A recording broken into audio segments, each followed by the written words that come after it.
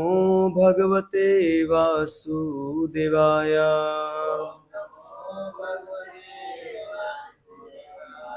ओम नमो भगवते वासुदेवाय।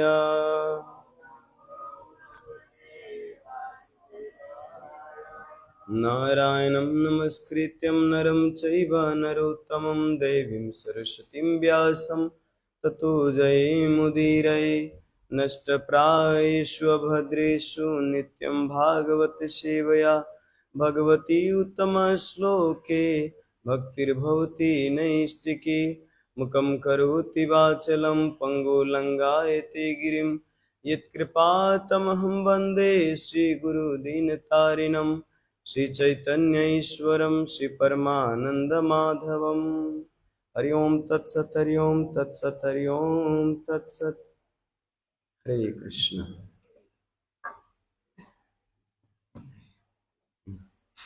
श्लोक इस प्रकार है। कामं भव स्ववृजिनैर्निरैषूनहस्ता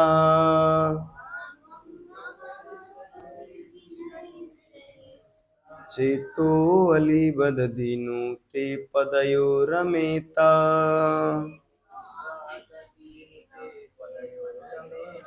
वाचस्तनस्तुलसीवदधीते अङ्घ्रिशोभा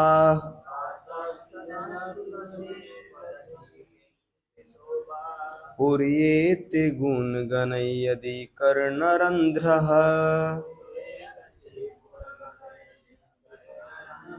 कामं भव स्ववृजिनैर्निरैषूनस्ता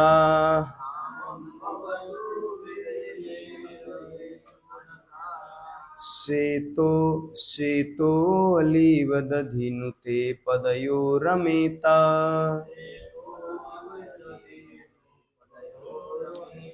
वाचस्तनस्तुलसीवदधीते अङ्घ्रिशोभा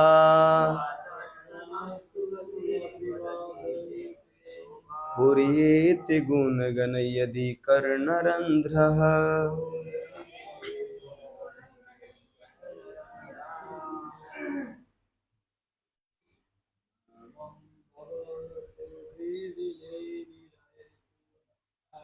कामं भव सुवृजिनैर्निरैषूनस्ता चेतोऽलिवदधीनु ते पदयोरमेता।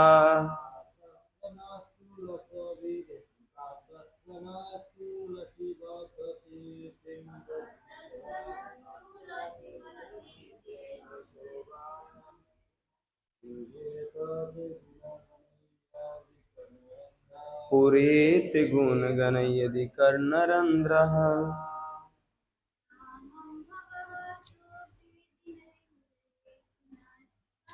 कामं भव सुवृजिनैर्निरैषूनस्ता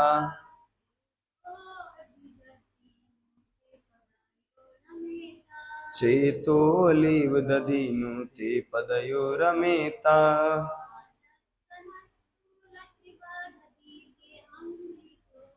वाचस्तनस्तुलसीवदधीते अङ्घ्रिशोभा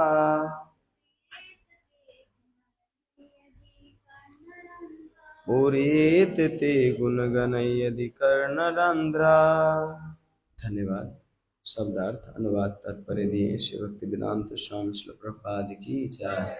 कामम वांछित, भवः जन्म, सुवृजिनै अपने ही पाप कर्मों से, निरयेषु निम्न जन्मों में, नह हमारा, स्तात ऐसा ही हो, चेतः मन, अविवत अलिवत भौरे सदृश, यदि यदि नु हो सकता है, ते आपके पदयो चरण कमलों पर रमेत लगे रहते हैं। वाचः शब्द, च तथा, नह हमारे, तुलसीवत तुलसी दल के समान, यदि यदि ते आपके अंघ्रि चरण कमलों पर शोभा सजाए गए पूरियता पूरी तो हो जाते हैं। ते आपके गुण गनई दिव्य गुणों के द्वारा यदि यदि कर्णरंध्र कान के छेद। अनुवाद इस प्रकार है। हे प्रभु, हम आपसे प्रार्थना करते हैं कि जब तक हमारे हृदय तथा मन आपके चरण कमलों की सेवा में लगे रहें, हमारे शब्द आपके कार्यों के कथन से सुंदर बनते हैं रहे। जिस तरह आपके चरण कमलों पर चढ़ाए गए तुलसी दल सुंदर लगने लगते हैं, तथा जब तक हमारे कान आपके दिव्य गुणों के कीर्तन से सदैव पूरित होते रहे, तब तक आप जीवन की किसी भी नारकीय स्थिति में हमें जन्म दे सकते हैं। तात्पर्य, अब चारों मुनि श्री भगवान से अपनी दीनता दिखाते हैं, क्योंकि उन्होंने श्री भगवान के दो अन्य भक्तों को श्राप देकर अपना अभिमान व्यक्त किया था। जय तथा विजय नाम के दो द्वारपाल, जिन्होंने उन्हें बैकुंठ लोक में प्रवेश करने से रोका था, निश्चित रूप से अपराधी थे, किंतु वैष्णव होने के नाते इन चारों मुनियों को क्रोध में लाकर आकर उन दोनों को श्राप देना चाहिए था। इस घटना के बाद उन्हें भान हुआ कि भगवत भक्तों को श्राप देकर उन्होंने बुरा किया। अतः उन्होंने भगवान से प्रार्थना की कि नारकीय अवस्था में भी उनके मन भगवान नारायण के चरण कमलों की सेवा करने से विचलित न हो। जो लोग श्री भगवान के भक्त होते हैं, वे जीवन की किसी भी दशा में भयभीत नहीं होते, बशर्ते वे श्री भगवान की सेवा में निरंतर लगे रहते हैं। भगवान नारायण के भक्तों नारायण पर के बारे में कहा जाता है, न कुतश्चन न विद्यते। श्रीमद् भागवतम 6:17-28 में नारकीय स्थिति में प्रवेश करने से डरते नहीं, क्योंकि वे श्री भगवान की दिव्य प्रेममयी सेवा में लगे रहते हैं। अतः उनके लिए स्वर्ग नरक एक समान होता है। भौतिक जीवन में स्वर्ग तथा नरक दोनों ही एक समान होते हैं, क्योंकि वे भौतिक हैं। इनमें से किसी में भी श्री भगवान की सेवा में लगे रहने की कोई संभावना नहीं है। अतएव जो लोग श्री भगवान की सेवा में लगे हुए हैं, वे स्वर्ग तथा नरक में कोई अंतर नहीं देखते। ऐसा तो केवल वे भौतिकवादी देखते हैं, जो एक की अपेक्षा दूसरे को वरीयता देते हैं। इन चारों भक्तों ने श्री भगवान से प्रार्थना की कि यद्यपि भक्तों को श्राप देने के कारण हम नरक जा सकते हैं, किंतु श्री भगवान की सेवा करना न भूलें।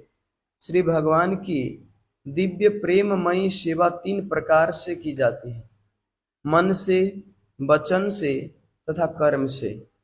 यहाँ मुनिगण कहते हैं कि उनकी वाणी सदैव परमेश्वर के गुणगान में लगी रहे। कोई कितना ही अलंकारमयी नियंत्रित व्याकरण समस्त भाषा क्यों न बोले, किंतु यदि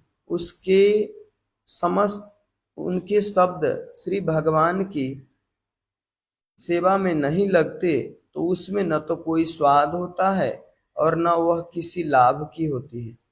यहाँ पर तुलसी दलों का दृष्टांत दिया गया है।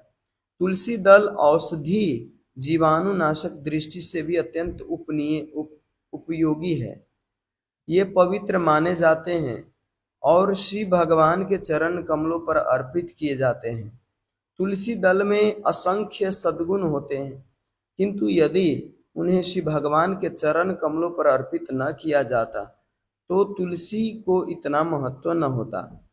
इसी तरह कोई व्यक्ति अलंकार या व्याकरण की दृष्टि से कितना ही सुंदर ढंग से क्यों न बोले, भौतिकवादी श्रोता उसकी अत्यधिक प्रशंसा क्यों न करे, किंतु यदि उसके शब्द श्री भगवान की सेवा में अर्पित न होते तो वह व्यर्थ है। कान के छेद बहुत छोटे होते हैं, वे किसी नगण्य ध्वनि से पूरित हो सकते हैं, वे भगवान की महिमा जैसी महान ध्वनि को कैसे ग्रहण कर सकते हैं? इसका उत्तर है कि कान के छेद आकाश की तरह है। जिस तरह आकाश कभी भी पूरित नहीं होता, उसी तरह कान की विशेषता है।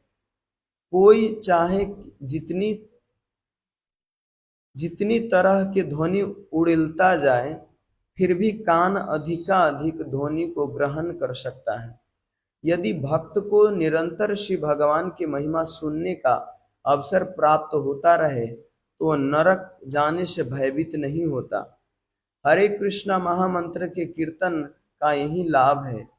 हरे कृष्णा कृष्ण कृष्णा हरे हरे, हरे राम राम राम हरे हरे। कोई किसी भी स्थिति में क्यों न हो, ईश्वर उसे हरे कृष्ण कीर्तन करने का अधिकार देते हैं। यदि जीवन की किसी भी स्थिति में मनुष्य जप कीर्तन करता रहे तो वह कभी भी दुखी नहीं होगा। श्रील प्रभुपाद की जय। ओम ज्ञानतिमिरन्धस्य ज्ञानञ्जनशलाकया चक्षुन्मीलितं येन तस्मै श्रीगुरुवे नमः। श्रीचैतन्यमनोभीष्टं स्थापितं येन भूतले स्वयं रूपकदा मह्यं ददाति सोपदान्तिकम्। वन्देऽहं श्रीगुरो शिवतापदकमलं श्रीगुरुवैष्णवांश श्रीरूपं साग्रजातं सगन रघुनाथान्वितं तं सजीवम् साद्वैतं सावधूतं परिजनसहितं कृष्ण चैतन्य देवं श्रीराधा कृष्ण पादान् सगन ललिता श्री विशाखान्वितांश। हे कृष्णा करुणा सिंधु दीनबंधु जगतपते गोपीश गोपिका कांत राधा कांत नमस्तुते। तप्त कांचन गौरांगी राधे वृंदावनेश्वरी वृषभानुसुते देवी प्रणमामि हरिप्रिये। वाञ्छाकल्पतरुभ्यश्च कृपा सिन्धुभ्येव च पतितानं पावनेभ्यो वैष्णवेभ्यो नमो नमः। नमो विष्णुपादाय कृष्णपृष्ठाय भूतले श्रीमते भक्तिवेदांत स्वामीति नामिने। नमस्ते सारस्वती देवे गौरवाणी प्रचारिणे निर्विशेष शून्यवादी पाश्चात्य देश तारिणे। जय श्री कृष्ण चैतन्य प्रभु नित्यानंद श्री अद्वैत गदाधर शिवासादि गौर भक्तविंद। हरे कृष्णा कृष्ण कृष्णा हरे हरे, हरे राम राम राम हरे हरे। हरे कृष्णा। श्रील प्रभुपाद की जय। बड़ा महत्वपूर्ण तात्पर्य है इसमें। श्रील प्रभुपाद जी नहीं, पहले तो यहाँ पे चार कुमार के अंदर से, हृदय से ही वास्तव में वो ग्लानि, जो गिल्टी फील होता है, एक बहुत ज्यादा पश्चाताप हो रहा है कि मैंने भगवत भक्तों को ऐसा श्राप दिया, हमें नहीं देना चाहिए था।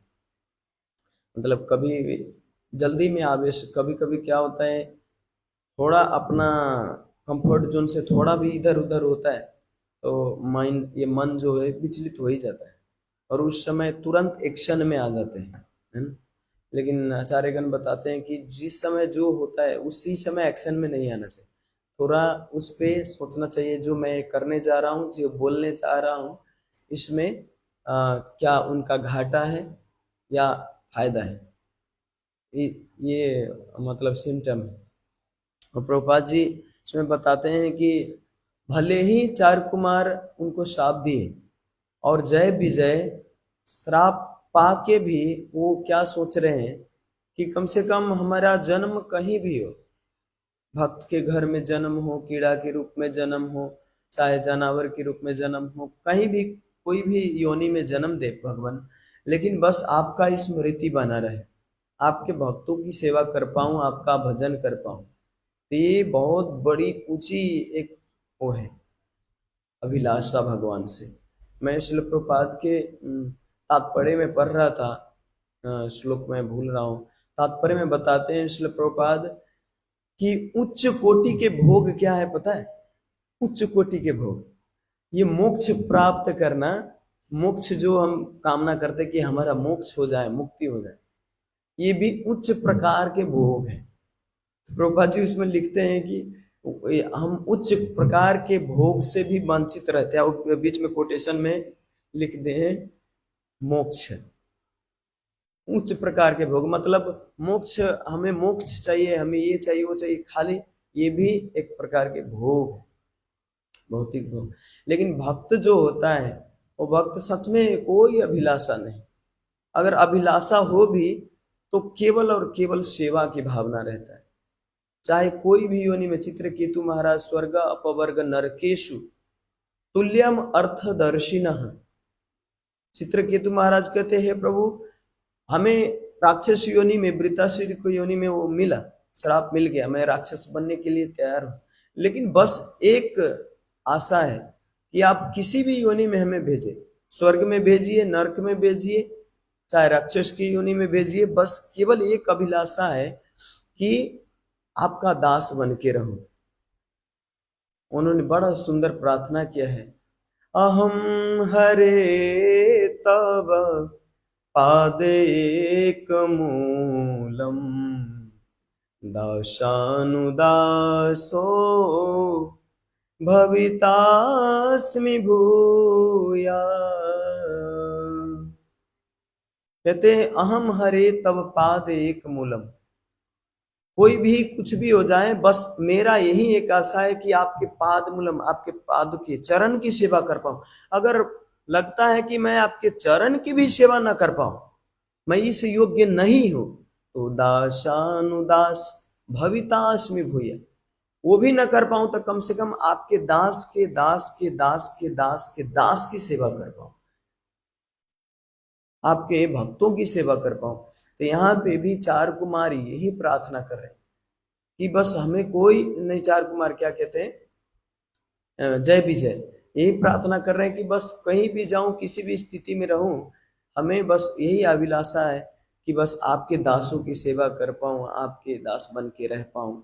और दूसरी बात प्रभुपाद जी तात्पर्य में बताएं कि तुलसी दल जो है, ये तुलसी दल इतना प्रिय कैसे हो गया है ना? जब भी हम तोड़ते हैं तुलसी, तो तुलसी तोड़ने से पहले एक मंत्र बोलते हैं, तुलसी अमृत जन्मासे सदा तुम केशव प्रिया, केशवार्थम चिनोमि त्वाम वरदा भव शोभने। तुलसी अमृत जन्मासे, उनको प्रार्थना करते तुलसी महारानी, कहे तुलसी महारानी आपका जन्म ही हुआ है किसके लिए? केशवार्थम, केशव के सेवा के लिए, भगवान कृष्ण की सेवा के लिए आपका जन्म हुआ है। केशवार्थम चिनोमि त्वम, अब मैं किस लिए तोड़ रहा हूँ? चिनोमि मतलब तोड़ रहा हूँ, ले रहा हूँ, ये केशव की सेवा के लिए। अनि वरदा भव शोभने, हमें ऐसा वरदान दीजिए हे तुलसी महारानी, मैं ये जो तुलसी अर्पण करने जा रहा हूँ, इससे हमें वरदान मिले, भगवान से आशीर्वाद मिले कि सही रूप से, सही मनसाय से मैं उनकी सेवा कर पाऊं। तुलसी महारानी से वरदान मांगते हैं। भगवान राम भी प्रार्थना, रामायण में आता है, कच्ची तुलसी कल्याणी गोविंद चरना प्रिया, ये है कच्ची तुलसी, बड़ा सुंदर है, मतलब हरा हरा जो होता है ना, कच्चा हरा हरा कच्ची तुलसी कल्याणी गोविंद चरण प्रिय, आप गोविंद के चरण के अत्यंत प्रिय हो। लक्ष्मी जी को अगर हम पूजा करते हैं तो लक्ष्मी जी क्या करती हैं? लक्ष्मी जी स्वयं जाते हैं, लक्ष्मी जी को केवल पूजा, नारायण को छोड़ के जाते हैं। लेकिन तुलसी महारानी का अगर पूजा करते हैं तो तुलसी महारानी भगवान के चरण कमल को लेके जाते हैं। किसी के घर अगर तुलसी महारानी के पूजे तो चरण कमल छोड़ते नहीं तुलसी महारानी। अगर हम ऐसा करते हैं कि तुलसी महारानी को उनके चरण में अर्पित न करके हम अपने दवा में, हम क्या कहते हैं उसको। अब मैं कल गया था जोगबनी, उसमें एक टॉयलेट सफा करने वाला जो हार्पिक जैसा होता है और हाथ धोने वाला, उसमें तुलसी महारानी का सब में यूज है, तुलसी महारानी। तो अगर गोविंद को छोड़ के हम जहां तहां अगर लगाएंगे तो ये सच में वो वरदान नहीं है, श्राप अभिशाप जैसा हो। इसीलिए वो कितना भी वो व्यापार करे, कुछ भी हो, उसका वो अच्छा नहीं होगा। हम एक क्या भगवत धाम जाने के लिए जो भगवान के चरण प्राप्त कर सकते हैं, जिससे हम उसको कहां पर लगा रहे हैं, केवल हाथ धोने में। कितना बड़ा अपमान है, हाथ धोने में, अपने दवा को यूज करने में, ऐसे ऐसे ऐसे में लगा रहे हैं। लेकिन तुलसी महारानी को कहाँ लगाने से गोविंद के प्रिय होते हैं और वो क्या कहते हैं, उनको फायदा होता है और हमें भी फायदा होता है जब उनके लिए हम अर्पण करते हैं। प्रभुपाद जी दूसरी बात भी ये बोले हैं कि जब हमारे जीवन में कोई गुण होता है, जब क्वालिटी होता है, अगर उसको हम भगवान के चरण में अर्पित ना कर पाए तो ततत्किम ततत्किम ततत्किम, है ना। ये एग्जैक्टली ऐसा ही है, वो उसको क्या कर सकते हैं, कोई उपयोग ही नहीं, सब व्यर्थ है अगर हम भगवान की सेवा में यूज नहीं कर पाए। एक राजा थे मुकुंद देव। वो राजा बहुत इतना आज्ञाकारी थे कि जब राज्य करते थे तो हर चीज एकदम ध्यान में रखते थे कि कोई प्रजा तो क्या कहते, उनको दुख तो नहीं, अप्रसन्न तो नहीं, कुछ कष्ट तो नहीं, वो पता लगाते थे हर समय। अपने राज्य काज में भी हर व्यक्ति को एकदम अपने पुत्र के समान सबको रक्षा करते थे मुकुंद। तो उनके राज्य में एक बार ऐसे ही व्यास आसन पे, अपने आसन पे बैठे थे, व्यास आसन नहीं, जहाँ पे वो उनका आसन होता है सिंहासन, तो सिंहासन पे बैठे थे। सिंहासन पे बैठ के और ऐसे ही कुछ मीटिंग कर रहे थे। मीटिंग करते समय उसी समय एक उनके गुरु महाराज आए, क्योंकि जितने भी पहले राजा होते थे वो अकेले ही कोई भी डिसीजन नहीं लेते थे, वो हर कार्य अपने साधु गुरुजनों से पूछ के ही कार्य करते थे। ये वास्तव में वैदिक प्रथा है, ये एक तरीका है राज्य काज करने के, घर चलाने के लिए। सलाहकार को रखिए, बैरागी व्यक्ति को, तब आपको जीवन में कुछ पता है। और भोगी व्यक्ति को अगर सलाहकार रखेंगे ना तो भोग में ही डुबाएगा ना आपको। लेकिन जो व्यक्ति भगवत भक्ति में लगा हुआ है उनसे अगर सलाह लेते हैं तो आपको हर चीज में कृष्ण बताएंगे, यहाँ पे ऐसे कीजिए तो अच्छा होगा, आप ऐसे कीजिए तो अच्छा होगा। तो पहले राजा महाराजा लोग ऐसे करते थे, लेकिन हम क्या करते हैं, हम तो बाप रे, कहीं साधु दक्षिणा ना मांग ले, दान ना मांग ले, इसीलिए डर के हम साधु से पूछते ही नहीं। हम आजकल के भागवतम में भी लिखा हुआ है, सलाहकार किसको रखे, हम अपने साले से को सलाहकार रखते हैं। अपने जो गृहस्थ में वो अपने साले को सलाहकार रखते हैं, जो मतलब अब हो या ना हो पता है नहीं, लेकिन कलयुग में ऐसा है कि साले को सलाहकार रखते हैं और उस वो ज्यादा और ज्यादा डुबाते हैं। लेकिन जो हमारे को भगवत भक्ति में लगाए, जो माया के जाल से बचाए, उनसे सलाह लेने चाहिए। तो ऐसे राजा अपने गुरु से जब गुरु को दर्शन किए तो तुरंत सिंहासन से उठ के नीचे आके उनको दंडवत प्रणाम किए। दंडवत प्रणाम करके और गुरु महाराज से पूछते, जब दंडवत प्रणाम करते हैं ना तो सिर ये अष्ट अंग को स्पर्श करते हैं धरती में, ये 8 अंग, इसीलिए अष्टांग प्रणाम कहते हैं। माता जी लोग पंचांग प्रणाम करते हैं, 5 अंग को स्पर्श कराते हैं जमीन में। और जो प्रभु जी लोग प्रणाम करते दंडवत, तो अष्ट अंग को स्पर्श कराते हैं धरती में। तो 8 अंग को स्पर्श कराते समय इसको भी स्पर्श कराते हैं। तो ये जब इनका माथा जो स्पर्श हुआ, तो स्पर्श होने के कारण इनके माथे में जो धूल लगा, धूल लगने के बाद उठ के और उसी समय और बोल रहे थे, राजा आपकी क्या सेवा करूं, आपने अपने सिंहासन पे बैठाए और बैठा के उनको चरण में सेवा करने लगे। थोड़ी देर में क्या हुआ, वहां पे मक्खी घूमने लगा। मक्खी घूमते घूमते घूमते घूमते आके और राजा के यहीं पर आके बैठा, वो मक्खी जहां पे धूल लगा हुआ था।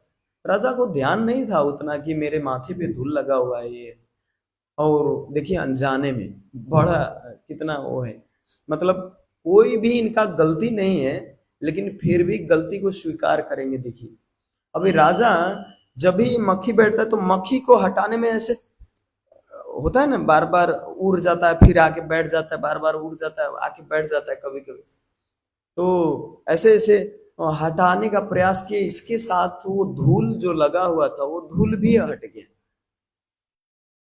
अब ऐसे देखने पर तुरंत जो गुरु थे उनके, वो नीचे सिर झुका लिए। सिर नीचे झुका के जब ऐसे कुछ नहीं बोल रहे थे तो राजा को पता चल गया कि कुछ न कुछ असंतुष्टि अवश्य है। देखिए हर चीज कहना ही नहीं पड़ता है, कभी कभी मतलब जो अंग का जो व्यवहार होता है, जो एटिकेट उससे भी समझ जाते हैं। तो जब ही सिर नीचे किए तो उनको लगा राजा को कि क्या अपराध हो गया, क्या हो गया कि गुरु महाराज सिर नीचे कर लिए।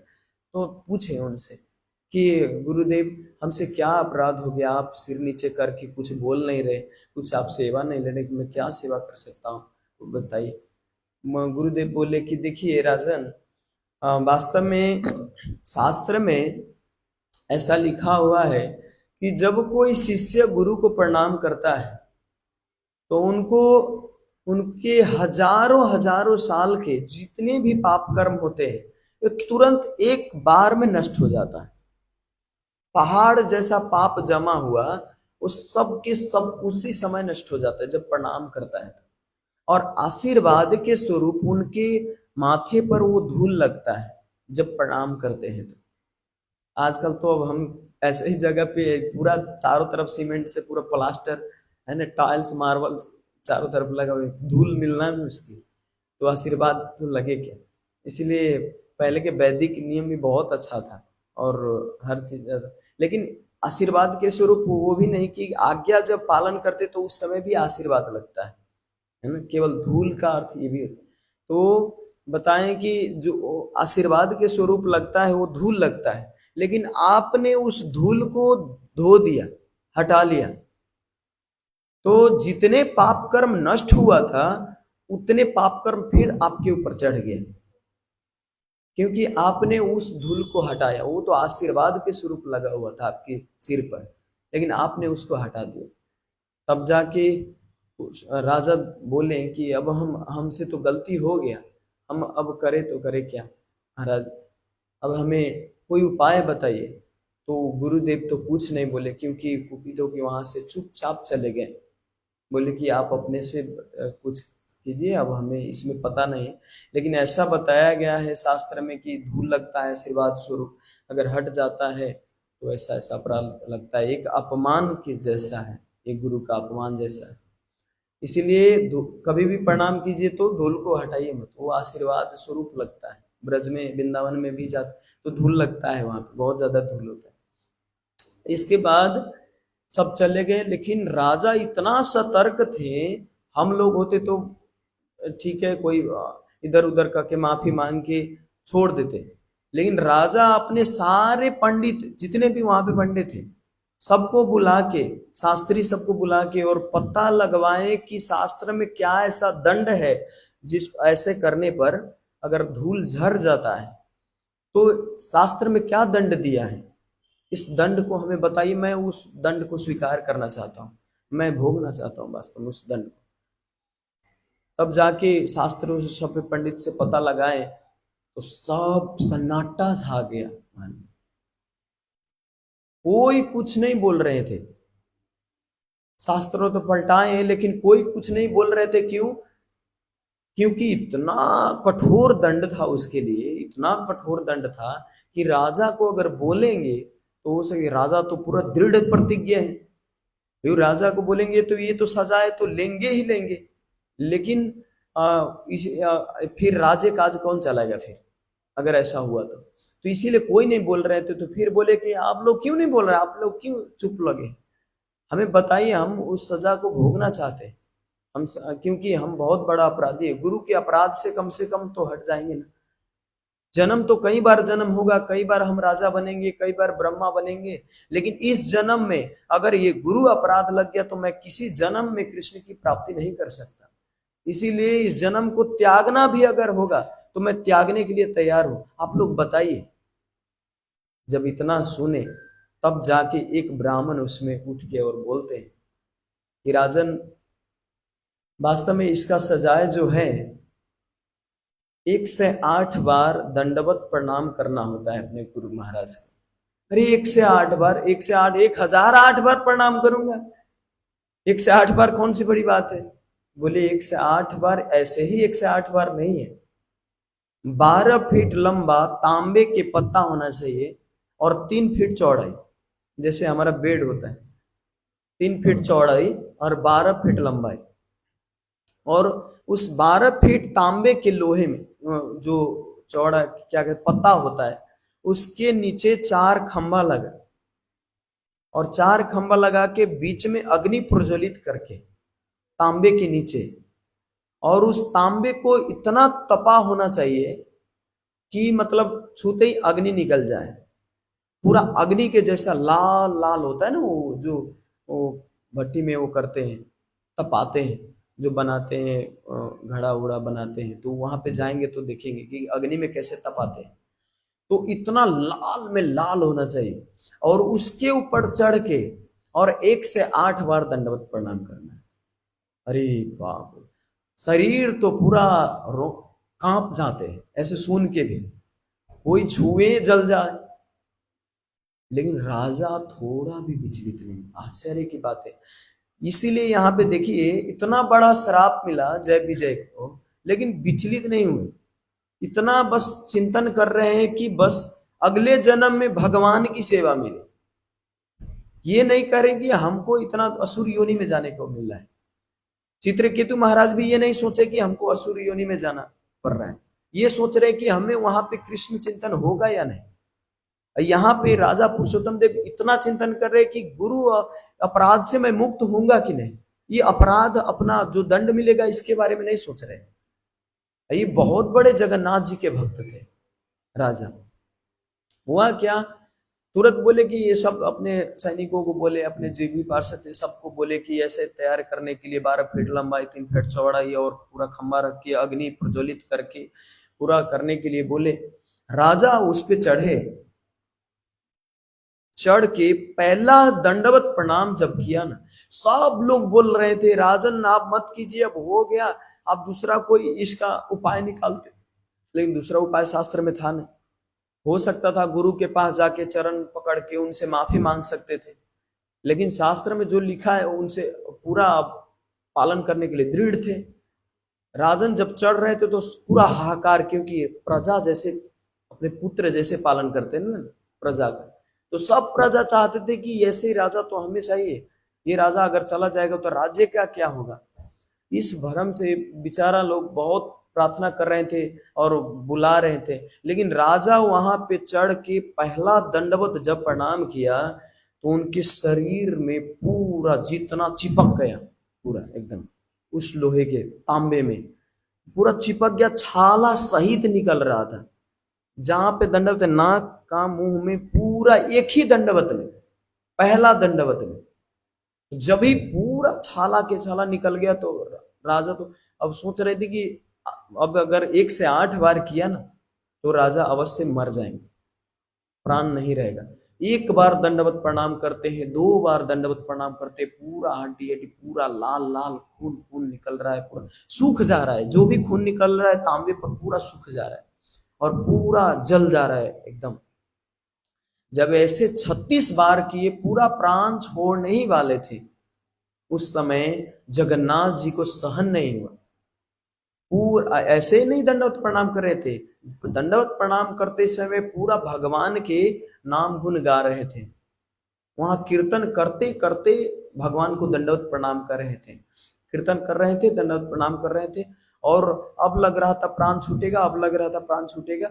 इसी समय जगन्नाथ जी स्वयं वहां पे प्रकट हो गए और वृद्ध ब्राह्मण के रूप में, वृद्ध ब्राह्मण के रूप में प्रकट होके और बोलते हैं राजन, आपने तो वास्तव में इस सजाए का इतना बड़ा दंड कोई सुन के मतलब डर जाए, लेकिन आपने इसके लिए थोड़ा भी नहीं डरा, भय भी नहीं आपके अंदर, आपको तो केवल भय है गुरु अपराध से। वास्तव में गुरु के आगे कितना बड़ा वो है और अपराध कितना बड़ा अपने लिए वो भयंकर है, आपने इसको समझा। तो गुरु अपराध से मुक्त होना चाह रहे हैं, वास्तव में ये आपकी महानता है। तो प्रकट होके ब्राह्मण के रूप में और उनको बोलते हैं कि आप ऐसा कीजिए, यहीं पर रोक दीजिए, अब आपका सब पूरा हो जाए। लेकिन राजन बोले कि नहीं, अब 36 बार इतना बार कर लिया तो 108 बार करने में मैं तो प्राण छोड़ भी दूं तो हमें संतुष्टि मिलेगा। श्रील प्रभुपाद जी भी अंतिम समय जब जा रहे थे अमेरिका, तो उस समय श्रील प्रभुपाद जी क्या संकल्प लिए पता? अगर मेरा प्राण भी छूट जाए जलदूत में, अगर अमेरिका में जाके प्राण भी छूट जाए तो मैं संतुष्टि से मरूंगा, कम से कम गुरु के आज्ञा पालन करके तो मरा जीवन में, है ना। ऐसा ग्लानि तो कभी नहीं होगा कि मैं गुरु का आज्ञा पालन नहीं किया, इसीलिए कम से कम आज्ञा पालन करते हुए मरना है। इसीलिए जो राजा थे वो राजा सोचे कि ऐसे ही प्राण कम से कम गुरु के अपराध से मुक्त तो हो जाऊं, ऐसे बीच में प्राण तो छोड़ दूं कम से कम। राजा पूरा रेडी। इसके बाद जगन्नाथ जी ने सोचा कि वास्तव में मानेगा नहीं, तुरंत जो तांबा था वो तांबे को फूल के जैसा बना दिया, मतलब फूल के सैया जैसा होता है ना, उसी तांबे को फूल के सैया के जैसे बना दिए। वो स्पर्श करते तो उनका सब जितना भी घाव लगा हुआ था वो सब घाव भरने लगा, धीरे धीरे धीरे धीरे सब घाव भर गया। जो छाला था धीरे धीरे एकदम पूरा सम हो गया, जैसा था वैसा ही हो गया। 108 बार दंडवत प्रणाम किए, इसके बाद नीचे आए, तब जाके फिर वो ब्राह्मण वास्तव में पता चला वो ब्राह्मण तो साक्षात जगन्नाथ जी हैं। तो उनको वहां पे सारे लोग, उनके कारण सारे लोग दर्शन कर पाए जगन्नाथ जी का, और वहां पे सब लोग प्रणाम करके तब जाके राजा बोले कितना भक्त वत्सल भगवान है। आपको कभी कोई श्राप भी मिले, कोई आप अपने से दंड भी स्वीकार करे, भगवान इतना कठोर नहीं कि आपको ऐसे ही छोड़ देंगे। आप पूर्ण शरणागति होके तो दिखाओ, होके दिखाओ, वास्तव में भगवान आपको ऐसे छोड़ेंगे नहीं। श्रील प्रभुपाद जी वृद्ध अवस्था में 70 वर्ष की अवस्था में ऐसे नहीं गए, अभय था उनके अंदर, निडर थे, तभी प्रभुपाद जी को भगवान ने इतना मदद किया अंतिम समय में, क्योंकि पूर्ण शरणागत थे प्रभुपाद जी। जो पूर्ण शरणागत होते हैं तो सोचिए ना, एक वृद्ध व्यक्ति कैसे कर सकता है। हम तो युवा होके अभी कितना 30 साल होगा, अभी जाके हम अमेरिका में प्रचार, थोड़ी भी एक व्यक्ति को प्रचार नहीं, अमेरिका छोड़ दीजिए, यहीं पे हम प्रचार नहीं कर पाते।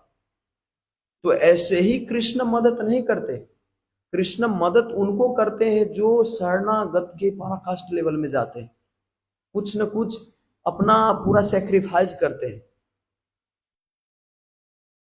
अब आपको लग रहा होगा कि तो हम अपना प्रयास तो कर ही रहे, पूर्ण शरणागत नहीं हुए, तो आएगा समय, आएगा उस दिन जब होंगे, तब उसी दिन भगवान की पूर्ण कृपा प्राप्त होगी, अभी प्राप्त नहीं होगा। ये जैसे एक क्लास से जैसे हम पढ़ते जाते हैं वैसे ही है एग्जैक्टली। तो यहाँ पे राजा पुरुषोत्तम के, पुरुषोत्तम देव नहीं, मुकुंद, तो ये बहुत राजा क्या कहते हैं अपने जीवन में बहुत गुरु क्या क्या जो अपराध था इसे मुक्त हुआ, और जगन्नाथ जी फिर वहां से चले गए, राजा फिर राज्य काज करने लगे। तो हम इसे सीख सकते हैं कि अपने जीवन में कोई भी अगर विघ्न परिस्थिति आए तो उस परिस्थिति में केवल और केवल भगवान के शरणागत हो जाइए, किसी आम व्यक्ति के शरणागत मत होइए, नहीं तो दुखी दुख मिलेगा। अभी भी जेकर नाथ जगन्नाथ वो अनाथ कैसे हो, जिसका नाथ जगन्नाथ है वो अनाथ हो ही नहीं सकता। और आपका नाथ अगर आपका पिताजी लग रहा है फिर भी आपका नाथ जगन्नाथ ही है ना। जगन्नाथ ही सबके नाथ है, नाथ और पति एक ही है। ठीक, तो ऐसे ही हम लोग रोज जगन्नाथ जी की कथा करने का प्रयास करेंगे, जगन्नाथ जी के बारे में। ठीक है, आज के लिए इतना कहते हुए यहीं पे विराम देना चाहूंगा। श्रील प्रभुपाद की जय, अनंत कोटि वैष्णव वृंद की जय, गौर प्रेमानंद, हरि हरि बोल।